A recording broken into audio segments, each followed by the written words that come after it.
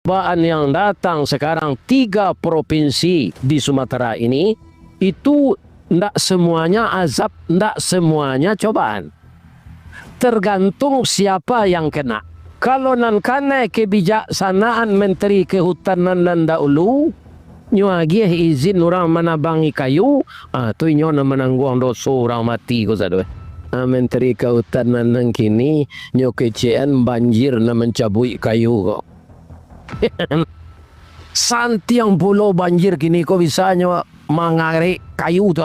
Jadi karena hutan ditebang, kayu besar itu tidak ada lagi, maka hujan 10 hari, 7 hari, dia akan besar yang menampung air hujan itu tidak ada lagi, maka tanah didorongnya ke bawah.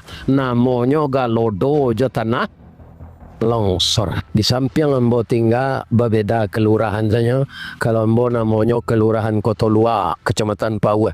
Nan disapu banjir namanya kelurahan Koto Panjang, Batu Busuk. Itu ratusan orang yang meninggal, ratusan rumah yang hancur.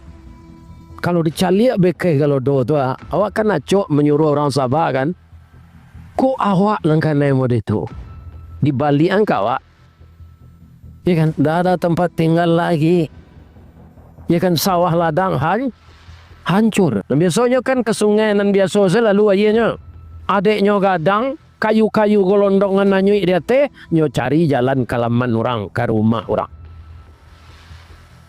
Di jalan ke kampus Unan tu, jalan raya yang 2 jalur tu naik ayat. Sehingga kini orang sibuk membersihkan rumah. Sameter lulu di dalam nang kedikeluan.